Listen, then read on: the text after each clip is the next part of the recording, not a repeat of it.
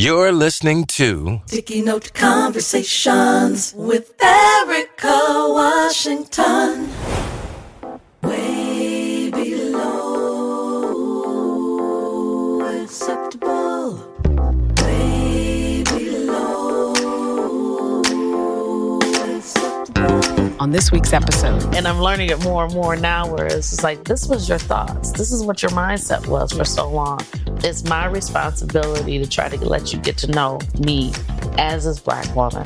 Not the people you see on TV, not the people that you read in the newspaper, but this one. Way below acceptable. Hello, everyone. Welcome back to Sticky Note Conversations. Today, we have a special conversation with the lovely Kelly Garrett. It's a touching one about resilience in the face of tragedy. But first, let me tell you about Kelly. Mayor Garrett, affectionately known as Kelly, is the first African-American mayor of Lathrup Village, where she has secured over $3 million in funding to strengthen infrastructure, advance equity, and empower her community. With over a decade of public service, including roles as mayor pro tem and councilwoman, she remains a dedicated advocate for justice and inclusive leadership, serving as board secretary and past president of Mothering Justice and a board member for the South Oakland YMCA. In memory of her late son, she established the Chandler Gibson Memorial Endowed Scholarship, which has surpassed $70,000 and is projected to impact over 200 students in the years to come. And those are just a few of her accomplishments. Let's hear more from Kelly herself. Kelly, Yes, ma'am. it's so good to see you. It's good seeing you too. It's been a long time. It's been 4 years. It has been 4 years. It has been 4 whole years. Mm-hmm. And I think it's pretty unique that we actually met pretty much on the beach. So we did. We got a chance to, this was sort of post-COVID, but not really. Like COVID was still pretty much a thing. But, you know, we had this girls trip and our mutual friend Danielle was like, my friend Kelly wants to come. I'm like, okay. Mm-hmm. And then you came along and I know it was a big time for you, like, and there was a lot happening. And I think we all had stuff happening in our own separate lives. And so it was really nice to have this quiet space to just be. And so, yeah, I'm glad I got to meet you on the beach in St. Croix. Me too. And then catch back up with you here in what I consider my hometown, right, and also where you are here in the Metro Detroit area. So, but I wanted to just ask, how are you? I'm doing good. I'm doing better than most would expect, I would say. When we met, like you said, at that desolate hotel, because I still think about that creepy hotel. No one was at but us. It seemed like us, but it was very rough. I had just, and I mean, so we went in November. Yeah. I had just lost my son in October, and life was changing rapidly for me. And so it was the best thing to do, to be able to just, step back and be like, WTF at this point, sincerely, like what just happened, and not have family around me and meeting new people where you have no idea who I am, what I'm about, and this allowing me to be in my space to kind of figure out what's about to happen. We don't have enough of that. No, not at all. There is not enough of space specifically for Black women to just be who they are. Exactly. And who they want to be. And show emotion however they need to show emotion. Because, I knew that you had just lost your son. I didn't know any of the surrounding, like what had happened or even how old he was or anything. But also, that wasn't my business to ask until you were ready to just talk about it. And I remember there was a moment that you just started talking about Chandler and what a great child he was to you. And I think I was actually glad to be there in that moment, because through our grief of losing anyone, it's those moments of remembering like what goodness they brought to you and what that sunshine was and what that warmth like was for their life. And so the fact that you had gotten to that point where you were able to even think about something happy is a journey in and of itself. It is, it's been a journey, period. And so I talk about Chandler every single day. Every single day I say his name, because I think that growing up, when someone died, it's like, okay, don't talk about it because that's going to stir up too much emotion. And then, like what you're saying, for Black people, we don't want to show a lot of emotion. For me, he was here, he existed. And so I'm not going to pretend like he wasn't. And so he is very much a part of me in everything that I do. Had he not passed away, I would not have taken this particular journey. Mm-hmm. And I've always been this person, like, there's a movie called Sliding Doors. I think, I know it's called Sliding Doors, where you could do this or you can do that.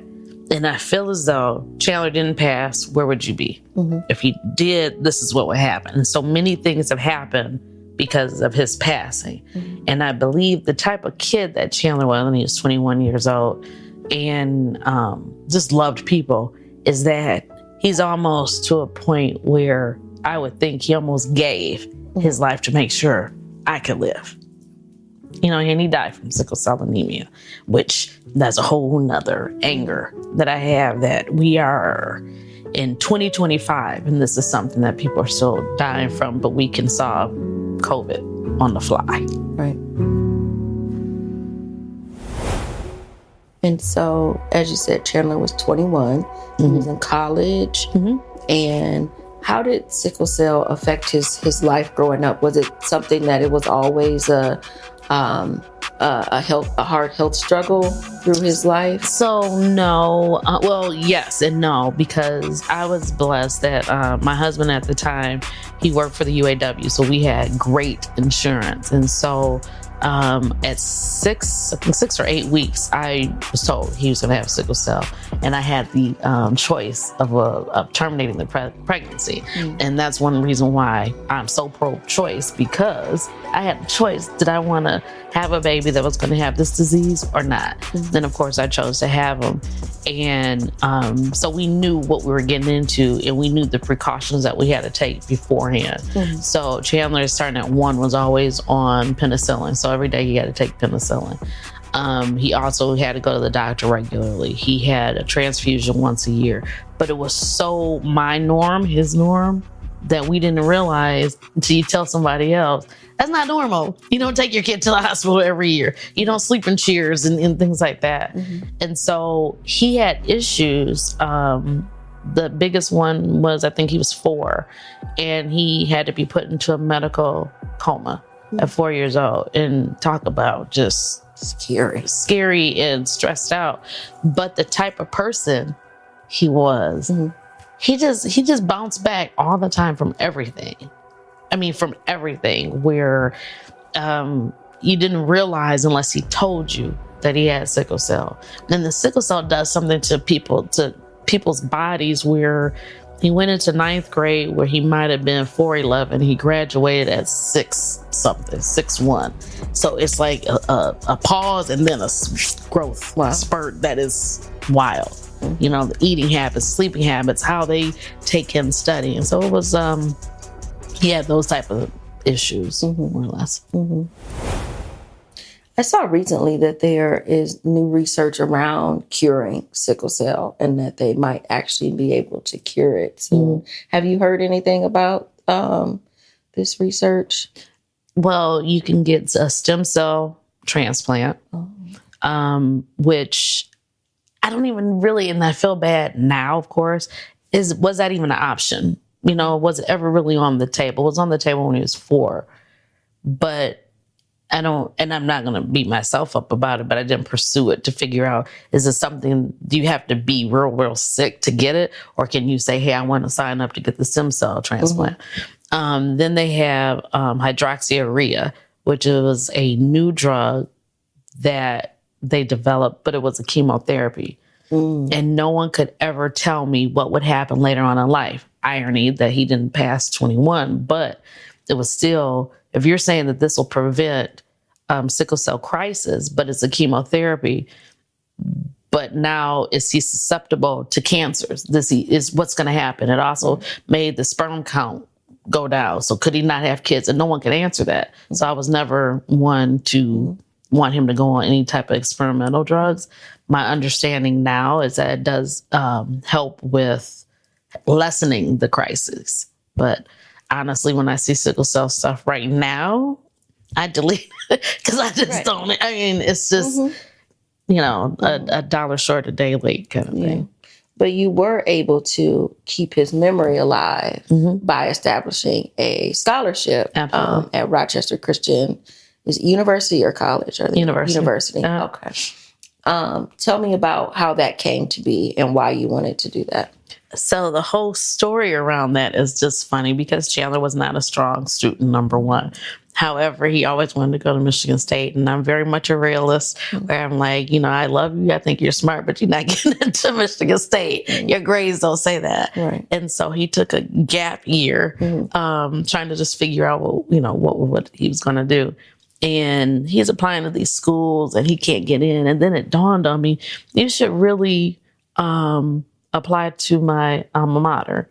And so he did, and he wrote this wonderful essay, which blew me away and blew them away. He got accepted there.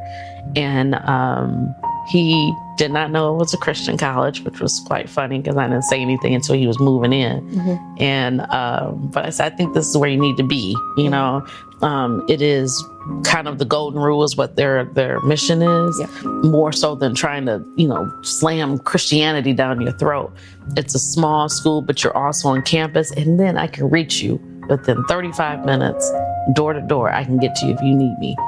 And so he was there August of 21 and he passed in October of 21. But when people were telling me their interactions with him within that short time, it shocked me, and they did this memorial service for him on campus that blew me away. And the people that were talking, and I'm like, he was just really here a month and a half, but his presence was known. People to this day still say that they met him, they were his teacher or something.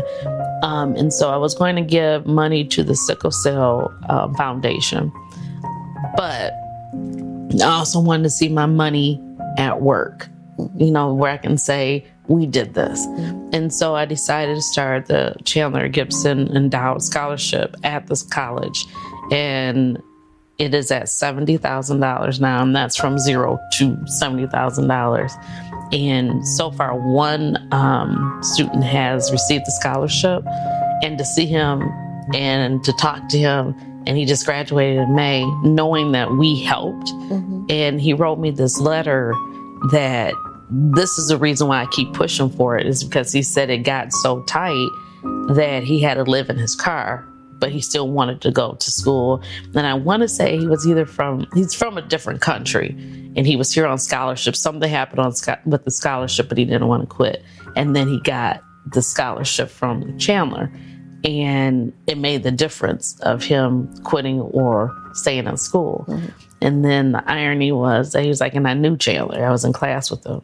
He made me buy him some French fries. And I'm like, yeah, you knew Chandler then, because Chandler had money, but he's also trying to be a hoarder of money. So the scholarship means a lot to me because it helps other people.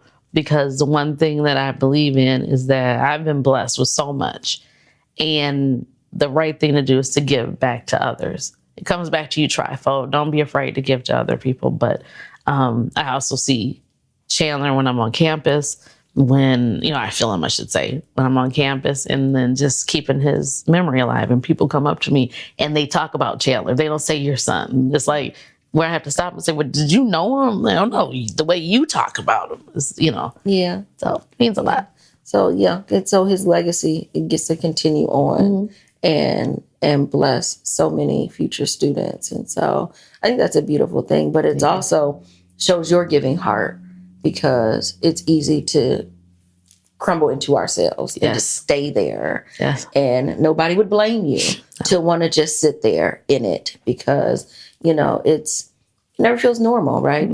To bury a child. And so for you to know that you gained so much by being his mother for 21 years plus some, because you're still his mother. Right. But that you're able to then put that blessing out there. Right. It's a beautiful thing. Right. It's a beautiful thing.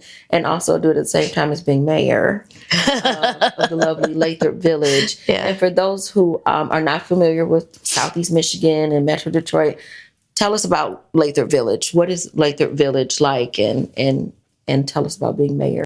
Being mayor is one of the other greatest things that I've been able to do, because I would be the last person on earth that most people that grew up with me would imagine me being the mayor.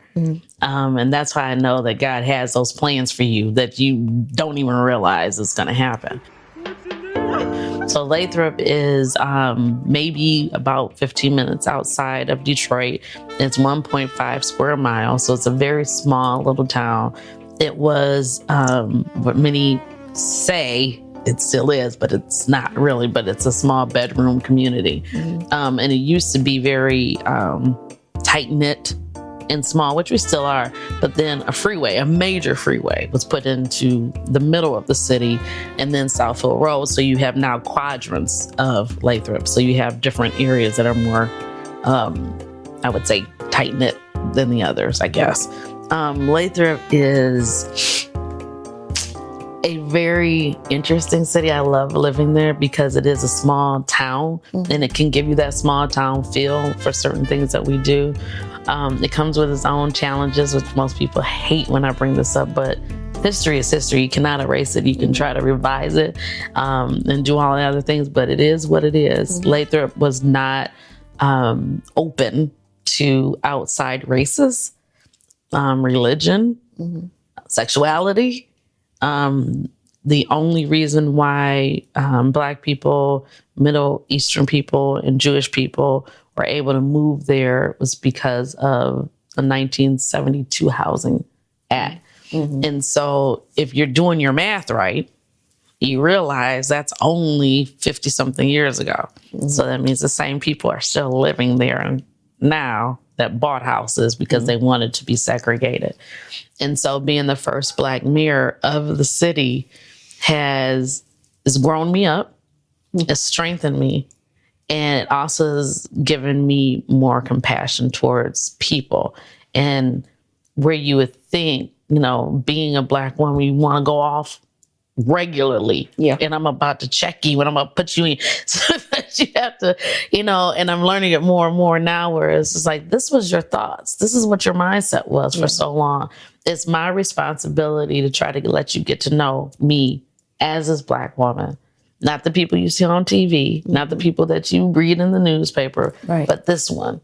And so it has been interesting. It's been wonderful because I can see the changes that's happened since this administration. I can't take the credit for everything, but under this particular administration, the city has grown. We have new businesses, old antiquated, like water lines and things like that have been updated. So. And how long have you been mayor? 8 years. 8 years. Okay. Yeah. And before you ran, what made you decide to run for mayor? Like, what was that deciding factor that you were like, I could do this job? And especially knowing that you would be the first Black woman, and especially also knowing that it was a community that was built on segregation. So the way that Lathrup is set up is that you run for council first. So I'll answer that question first because I've been on council for 14 years. And of course, for most women, someone had to ask me to run for council. And when I was running for council, it was almost easy because everybody wanted something different. I don't even know. I didn't know what they were getting. They definitely didn't know what they were getting. And so when I first got on council, it was easy because it was just follow what these people are telling you to do. And basically that's what I did. There was a aha moment or a defining moment where I became the mayor pro tem, and this business owner feared me becoming mayor. I hadn't even thought about it. And he started this whole, got people together trying to, just discredit me and everything like that. And then some people say, you should become the mayor. We want something different, which I'm thinking in my mind, I can't be mayor. That's something, you have to be this, you have to have that. And so you're appointed as mayor in Lathrup. And so I was appointed, and I was in pure shock, still in shock sometimes, but so I didn't run for it. Mm-hmm. Someone originally asked me for it, and I'm glad I did it. I would say that. Okay. Did you have to run for the council position? Mm-hmm. So you run for council, and then once you're in council, then you can be appointed from the council. Right. Okay. Right. All right. That's an interesting way to do it. It's so interesting how no matter where you are, whatever municipality, the rules are a little bit different. And so I just learned something new there. What has been the highlight of being mayor? That I can help other people. Mm-hmm. It is disappointing, but I get it, is that if you have a title, doors seem to open. Mm-hmm. You can get to people faster, where you usually go through a lot of bureaucracy, red tape. That seems to go away if you need to call somebody, like if you're having an issue and I need to call, I don't know, clerk's office. I can get directly to the clerk and ask her to do something, opposed to you calling and you have to go through prompts and things, like that. Yeah. So being able to help for that. And then the greatest is to be able to see the city transform. And that when I drive home, I can say that I wasn't there before I was here. This, it's just to know the original reason was because I wanted to leave a legacy for Chandler and my grandkids. So when they would go through there, they could be like, my mom, my grandmother did this. So now it's just where people have to remember me as just Kelly did it. Do you think that you've checked all the boxes of things you want to do as being mayor? There's one last thing, and that's this one development. If I can see shovels in the ground, and nothing from boots on the ground. Mm-hmm. No. Inside joke. When I can see shovels in the ground, then I know I'm completely done with Lathrup. And right now it's in that process. Mm-hmm. I think that when people run on certain things and they accomplish them, why are you sticking around now? Right. You should give it to someone else. It's like a relay race. Okay, I got my portion done. Now I'm going to hand this to you, and now it's your turn to try to win this. I find it sometimes it's really hard for people to pass the torch. And I don't know why that is. Like, why do you think that folks hold on so tight? I look at Congress as an example, or the U.S. Senate, and folks, and not wanting to be ageist, right? But at the same time, when you're in your 70s and going into your 80s, when do you let the next person come through? And you can actually start to see the seeds that you planted grow while you are still here as well. I don't know what that hold is, and the thought process of maybe even folks being scared to let go. I think that's it. I think it's scared for them to become irrelevant, because right now it is where you're kind of like, I'm the star, and not everybody might feel this way, but you feel the spotlight is on me. That's something that I had to do some deep thoughts for me for this year, because do I like being mayor? Do I like people calling on me? Absolutely. But then you have to separate your ego from your heart. And it's unfortunate, and this is probably not going to be good to say, but it's something that needs to be said. We as Black people have done a horrible job of putting together a succession plan for the next people. We have given our next generations no type of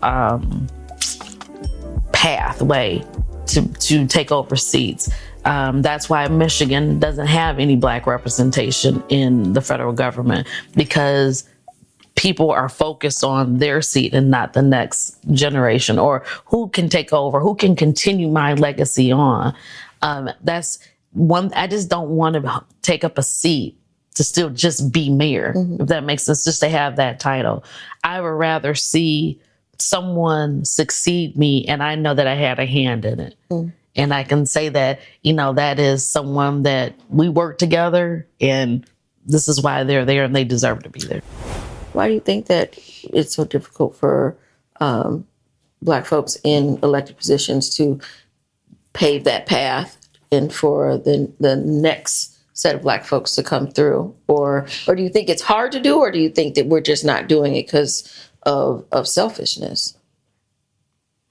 That's a good question. So I think originally thinking about what you said would be selfishness, because that power can be intoxicating. The money can be intoxicating. The position, and I think that people are afraid of the unknown. So what do I do after I quit Congress? What do I do? I don't know why people don't think that they should succeed power. What's interesting, if you looked at a business model, a CEO stays a certain amount of time, but he's grooming the next people to take his place. And then he moves on to something else. And I'm saying he, not being sexist. It's just politics is the only thing that we don't do that with. And it sounds bad, seeing a congressperson die in office without someone that they have groomed, where the community has known this other person, or is able to seamlessly move into this position, or that they have garnered the right type of support that they can win the race, is disappointing. But also, because I've said this a few different times, is that there's this tagline that says anybody can run for office. And yes, technically anyone can run for office, but not anyone can win a seat, because there is so much on the inside that people don't know. When you start dealing with party politics, when you start dealing with the various machines that push buttons that folks don't even think about. And knowing all of those ins and outs, and knowing, who's who and who actually has a lot of control, behind the scenes, that takes time in order to learn those people up and to get them to that point where, because it's not just shaking hands and kissing babies or whatever. You need to understand policy, but you also need to understand politics, and you also need to understand the community, and you also need to know how to be able to talk to community members and other powers that be who are, the code switching is real. For real. And so thinking about that and how much grooming that actually takes to do that, it's a shame that, because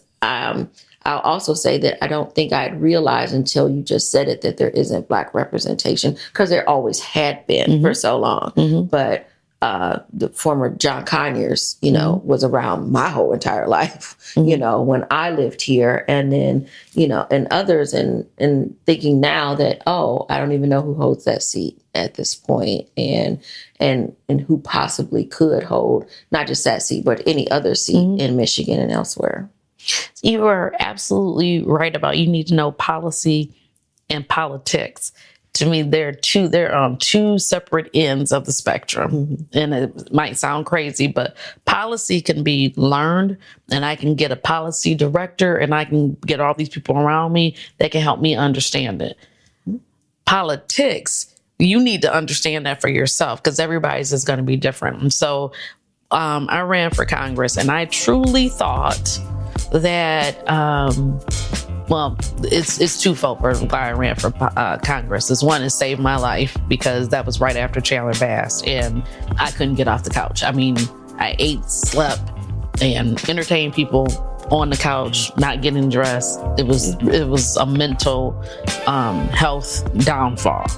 And then when I heard that Brenda Lawrence was retiring, it was that little thump that said, here's your opportunity. So I thought, honestly, if I came and I ran for Congress, I got some money, and I was honest, and I'm for the people, and I didn't disparage anybody else, I didn't do dirty politics, I was going to do good. I came in third against Rashida Tlaib and Janice Winfrey. I think I did okay, because I'm like, third, never ran for Congress before. I'm okay. One thing I learned is that I didn't go to Washington to try to go and lobby for more money or get people on my side. I didn't fly around the country to go and get money from other organizations, because in my little mind is that this was a Michigan issue. This was a 12th congressional district issue. This is what these people want. These are what the people that live in this district need. I didn't realize how much of an influence people from outside of this district, outside of this state, outside of this country cared about this district. And that was a reality check that is to this day still, it kind of angers me in a way, because yes, you need money to run, but what you just did is that the everyday person can't run for office and take care of the people that's in their neighborhood.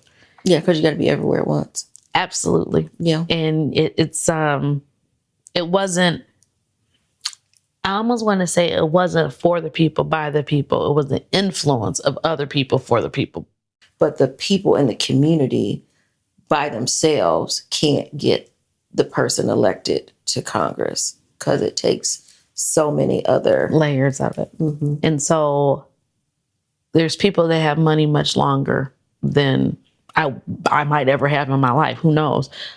But if that's who I want to be in that position, because that is now my person that I can go to and I can manipulate, maybe manipulate is too strong, but this is the person that I can get support on my issue or my business. I'm gonna do everything to make sure that this person gets in office and forget the community. And that sounds really rough, but it's just in my brain. It's not, to me, it's not genuine in a way. And I dare say, and this is going to be horrible, I'm very disappointed in the current representation that we have. And I will say one of our representatives is a friend, and I'll say air quotes friend, because I'm not sure how that works anymore. And everybody should understand what I mean by friends. And so there's friends, there's associates, there's right. And cool with. It didn't dawn on me that my representatives' goals and how they're going to serve my community, they weren't equal. And that's what really disappointed me.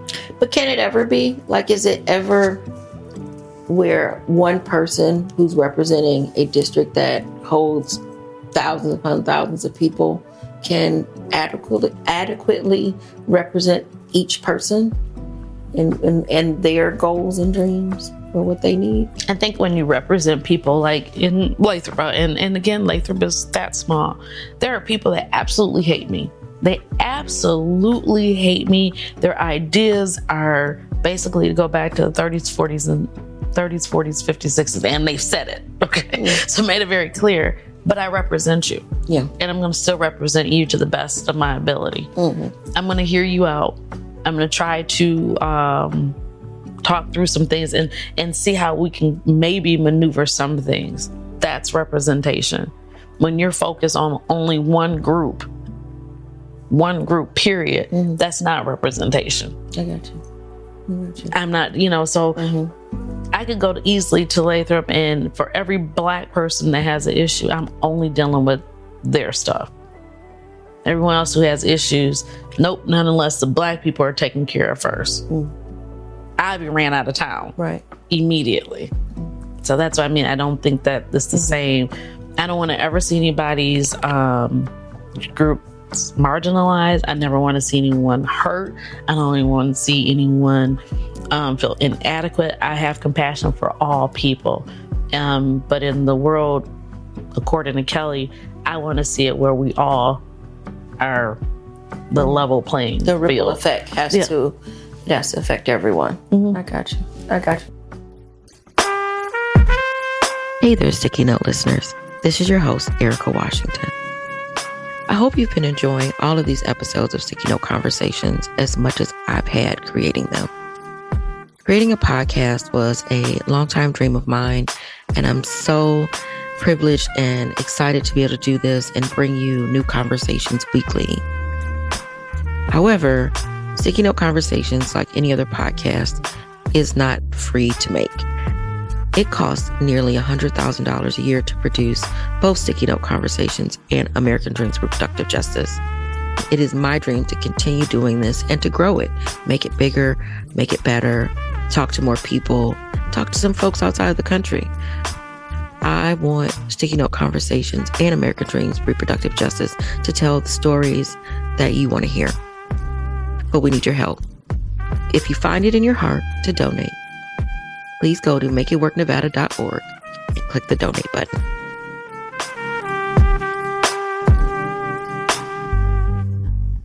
Would you run again? So that's the thing that's on the table right now.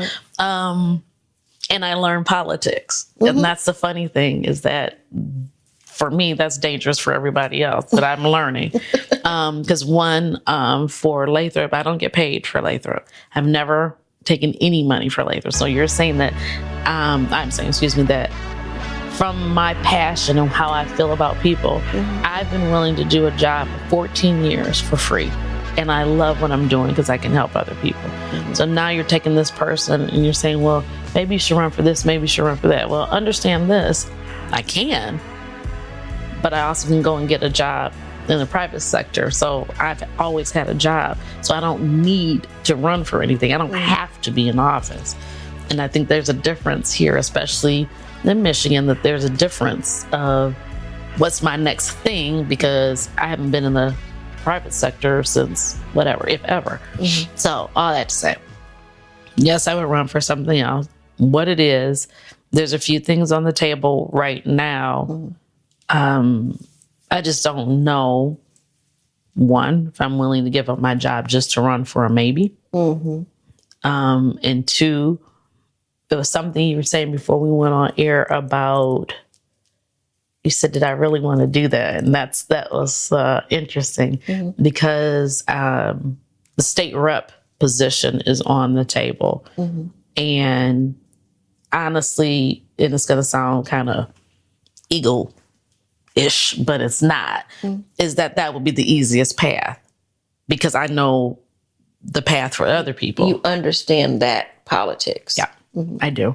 But I also hear in my head, my dad, who's like one of my fans, saying, you're going to go from being the big fish in a little pond to being a little fish in a big pond. And so when you're asking me, do I feel as though I can change policy? The answer is no, because there's 110 people in the state house, right? And so that always is what gives me pause. How can I be effective with 110 different personalities and thought processes? I see you as someone who stands out in a crowd. I see someone that can stand next to 109 other people, and someone will be able to point and know something about you, and that your voice would be heard amongst the murmur of 109 other people. So that space, you could still influence quite a bit of policy, that if you choose to do that. Right. And so, I mean, I agree with you. And so it's where I've been thinking about it. It's not until 26. What would be my thing? You know? And I think everyone needs to figure out what your thing is. I don't know, whoever might have been one of my mentors to say you have 3 things you run on. And so what would be my thing for the house? And so that's what I've been trying to figure out. And are you going to hold on to it really tight, no matter if they shoot you down and you keep bringing it up? I've seen people that have stabbed other people, organizations in the back just to be able to move forward, and it didn't work for them. So it's a lot in my brain of what my next steps are, I guess. And then there's some other ones that are big steps, and that involves a whole lot of money. A whole lot of money. And I'm not a spring chicken. So that's one thing also, where you start at the state house and you can move, up. Most people at the state house are starting in their 30s and 40s. Well, I'm not in either one of those categories. And so those are all the things that goes on in my mind. But then kind of like when I first came in here, God's going to do what God's going to do. Right. And so he doesn't care about time. He doesn't care about your age. He doesn't care about your skin color. It's going to happen however. And so in a big answer, I don't know. don't know. Well, but you still got time. Like you said, you still got time to try to figure it out of what you want to do. But the fact that you're thinking about it and thinking about the pluses and the deltas and like what could work and what could not work, I think says a lot about a person who's thinking about being in office to represent a large community of people, that the amount of time that you take to really consider it, what it means for you and your family, but also what is it that you can do? And is it worth the time and the passion and the sleepless nights and the miles on your car, whatever it is to do the thing. That's what somebody, in my opinion, would want from their representative, is that they're not just like, yeah, I just decided to do it because somebody else told me to. Or I need a job. Right. Or because you need a job. Right. And that job pays. Whereas right now you're doing some hardy volunteer work. Right. And so, which is, again, another thing that amazes me, because also in Nevada, our state reps are not paid. Oh, okay. And so they get a per diem, but they're not paid a salary. And so I'm always confounded by this idea of this volunteer work that folks are doing, because they do have to hold jobs and still do that job. And, you know, even though Lathrup Village is small, still being on council, being the mayor is still a job in and of itself, and you're not being paid for it. Why aren't all elected officials paid for their work?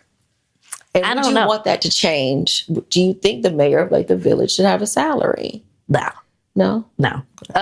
And I know that sounds crazy, but no, I give the amount of time that I want to. I don't feel like I have to be there every single day. Plus, our city's ran by a city manager who is so capable, you know, and so if there's an emergency comes up, I'm 24/7, I understand that. But he's the one that is the CEO. I'm the board of director president, basically.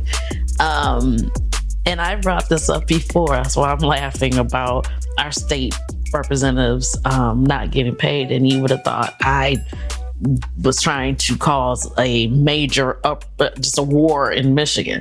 Because I think it's in South Carolina or North Carolina, they're part-time. Yeah.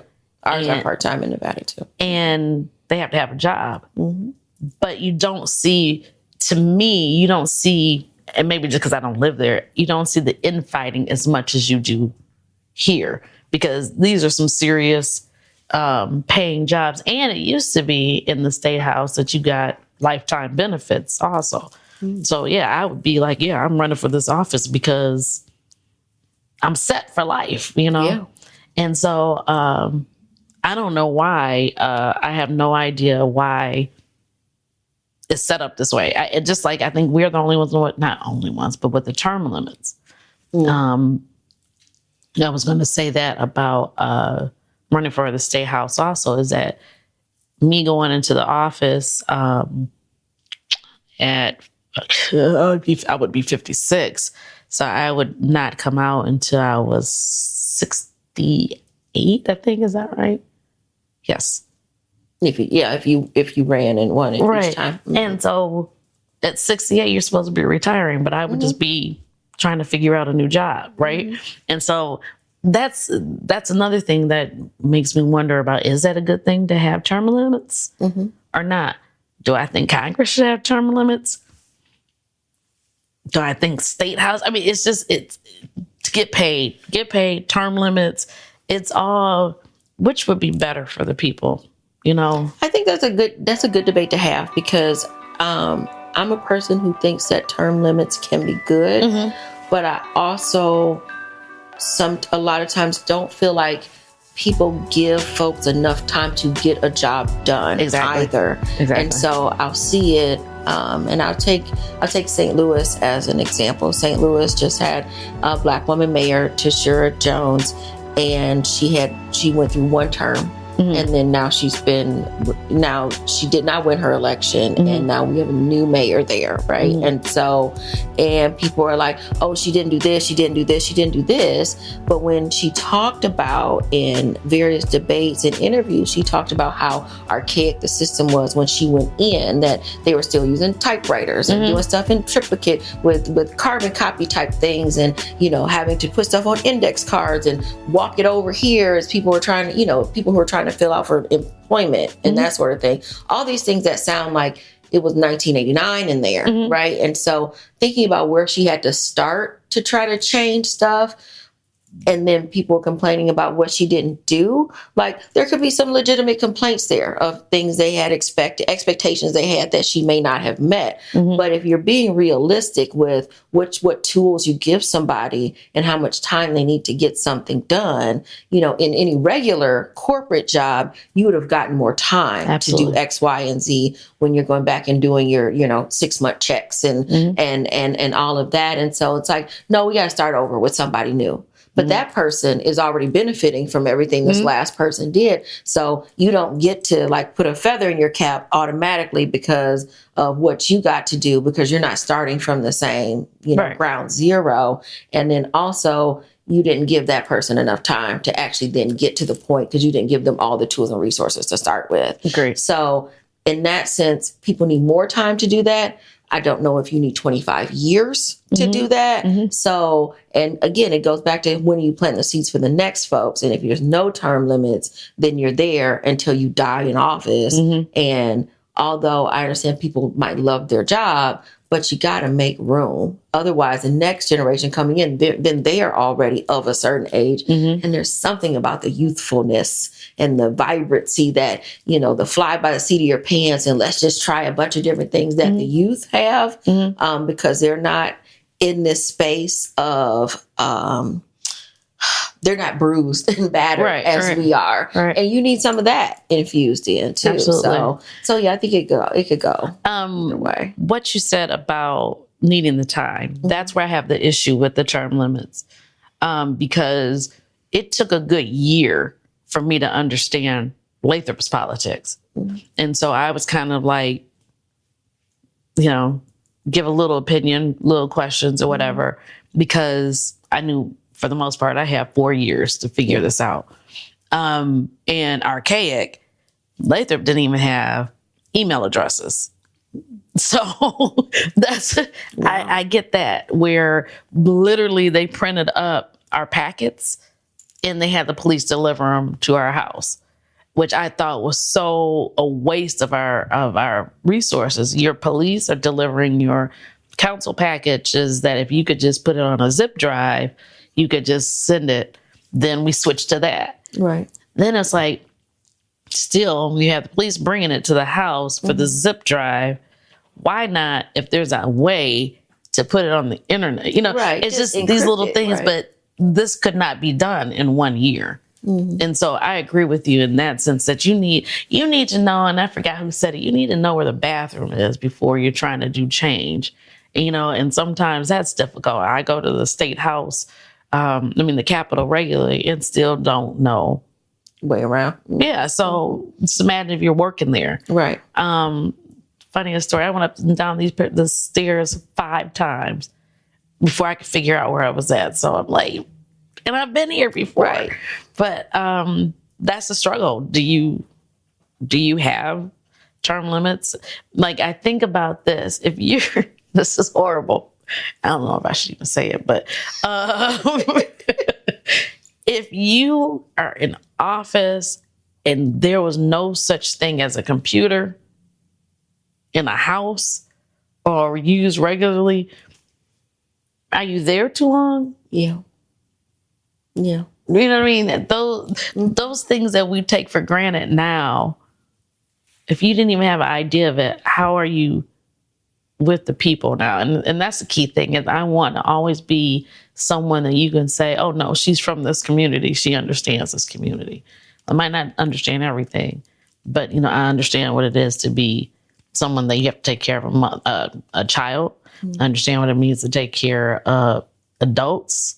I understand what it means to take care of a home. That's what I mean, just to be part of a community, understand where people's struggle is.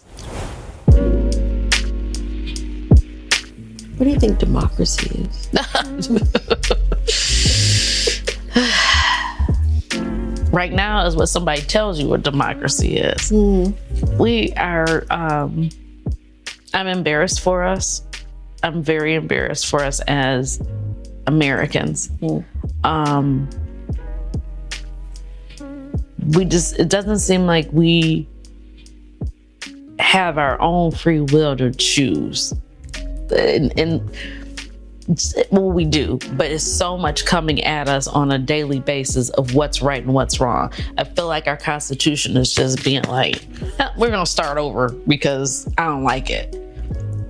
And because it's coming from the top, not God, but coming from the top of the org chart, so many of the different branches are starting to feel that same way or are starting to act the same way. And like I said, I'm just embarrassed. You know, it used to be where elected officials were held in such high esteem. You know, like, oh, when I grow up, I want to be, but now it's just almost like a clown show, almost in every jurisdiction. Are you concerned for our community and what is to come? Like, what do you think the next 5 years looks like for us? Freedom of speech is going to cause is a double-edged sword right now.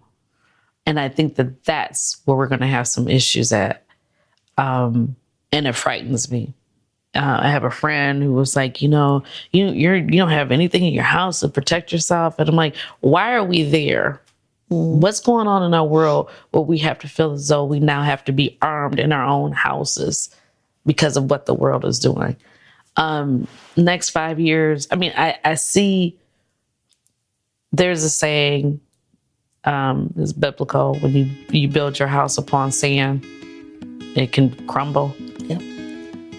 My house is not built on sand. I know it's a strong foundation, but our administration, I won't say sand, I would say concrete, maybe, that can't dry. Yeah, that can't dry, that doesn't have the rods in it.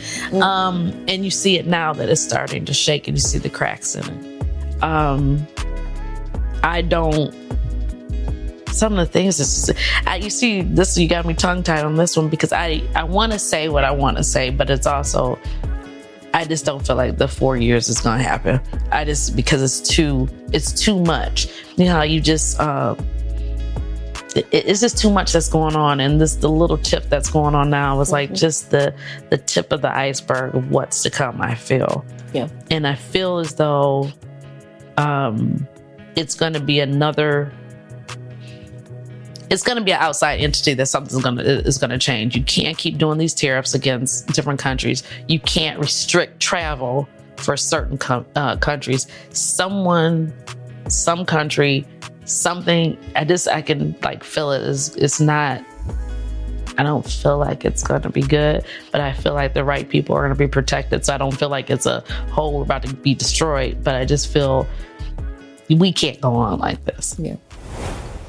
Has there been any effect of the federal administration on Lathrup Village in your area? Are y'all feeling any of the repercussions? We had gotten awarded a grant, and so it was slowed. That was slowed, but our issues come from the state, and that's the state sharing revenue that had dropped, that needs to be put back to where it was at. That's why a lot of these cities are struggling. So at this point, federal mandates, no. Ideologies, yes. And that is the idea that you can say whatever you want to. You can be disrespectful. You can come into council and say whatever you want to and feel like you're not going to be, not disciplined, but stopped. The attitudes kind of towards people of color, people that that may be gay, who may have disabilities, things like that. That I see in my, I feel some of it's a little, it's taken root. little bit of beholden. What does your version of the American dream look like? Right before I came here, I was listening to this little boy say the Martin Luther King "I have a dream" speech, and I said he's in kindergarten. He was saying word for word, and I'm like, I can only take bits and pieces out of it. Yeah, but the American dream to me would be where Black and white children can play together, and that they can be judged on the content of their character, not the color of their skin. The American dream is where I can live next door to whoever I want to. Everybody has a fair shake and opportunity to do what they want. If you want to open a business, if one person go to the bank and get a loan for a business idea, this person should be able to also. The same type of education regarding credit and how you maintain your money. Everyone should have the opportunity to learn that. Maybe you didn't learn it in your house, but there should be opportunities in every neighborhood where you can have a fair shake to be able to move wherever you want to, be able to do whatever you want to, in extent to extreme, love who you want to love. In that, and maybe I'm thinking of utopia, not American dream. But what's your version of the American dream? It's just where you just be, where it was no big deal. When I grew up, we played outside. You sat on your porch. You knew your neighbors. My grandma would walk down the street and grab us up if we were doing something wrong. The police didn't converge on her and CPS came out or anything. Yeah. And she disciplined other people's kids. It was just wholesome living where you were good, that you knew that you could not live in your house or be in your house for 2 weeks dead and nobody would not notice. Yeah. That's my American dream is where it's a sense of community. We got each other. I think that's a beautiful dream. What keeps you going? What keeps you motivated? My motivation is at a low right now. And that's okay. Yeah. And I think that's what keeps me going is that I'm now admitting what bothers me and what I want to do and how I feel, I should say. And so my motivation is I won't say self-success, but self-motivation. What makes me happy? It's funny, and I'm probably being too transparent at this point, but I asked my ex-husband something, and it's stuck with me to this day, and that is, of all the stuff that's happened in the world, do you want stuff or do you want experiences? And he said stuff, and I knew that we were on two different levels because I want to experience now. I've had the stuff. And so what motivates me is the fact that I know that if I want to, today, when I leave here, I can go to the airport and say, I'm going to go here. That excites me. I've always wanted to do that just to say, to go somewhere. Yeah. Like that. Go to the airport and buy the ticket and then get on the plane. And say, I'm going to figure it out once I get there. Yeah. I think that just the feeling of that, it makes my hand shake because I really want to do that one day. So the motivation for me is just being able, I'm at a place in my life, I can do whatever I want to because it really is just about me. The only person I'm responsible for at this point is me. If I choose to walk away from my house, it doesn't hurt anybody else. If I choose to say I'm cashing in everything and I'm gonna put all my money on me and just travel the world, it's just me that I'm responsible for.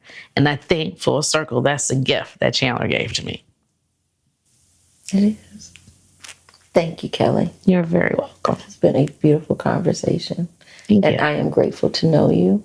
And, I am grateful to sit next to you and dream along with you. And call me when you're ready to just head to the airport and say, we've spun the globe and we put our finger on the map. Isn't that exciting? Just the thought of it, it just makes your heart palpitate. It is. Exactly. Because, all my children are now of age. I call them now, they are tax-paying voters. Mm-hmm. They can do things and they don't need me on a day-to-day basis. And it's a whole different, it's a freeing space for me. And not being married and only being responsible on a daily basis for myself is a crazy, scary space to be in also. And it's a gap. And I was just saying yesterday that we have to mind that gap, that we don't fill it with nonsense. Absolutely. Because I did that. I was filling the gap with nonsense, because you realize that certain things are done, you know, and you're not as busy in this space anymore. And then it's like, oh, shoot, what do I do? Like, you wanted the space to do something, but then you get it and you're not sure what to do. So you start to fill it with other things that aren't the thing that you need to fill it with, that's bringing you joy. Right. They're just weighing you down. It's somebody else's That's crap. bringing you joy. That's the key thing. Exactly. Not just happiness, the joy that you feel, that like, okay, just like I could feel it in my soul to say, go to the airport. I mean, it was, I wish I could like give you this feeling. And I'm like, oh my God. But that feeling, that minding that gap, oh, that's a whole nother podcast, because honestly, getting into this position, that's what I was doing. You know, oh, you need me to come speak? Oh, you need me to do this? I'm there. And now it's, nah, I want to sit on my deck. The joy of saying no. Yep. I got it. And I think we end on that note. The joy of saying no. Yeah. I'm glad you say yes to this, though. Absolutely. Right. So thank you. That's another episode of Sticky Note Conversations. We're done. Thank you. Thanks, sir. Great job. That was good. That was very good. Thanks for listening to Sticky Note Conversations with Erika Washington. Hosted and executively produced by Erika Washington. With editing by Black Gypsy LLC and Simone Endres. Special thanks to KUNV 91.5 in Las Vegas. This show is powered by Make It Work Nevada, a project of Tides Advocacy. And a special thank you to Grove GT Teague and Eno Sabad, who made our new theme song, Way Below Acceptable.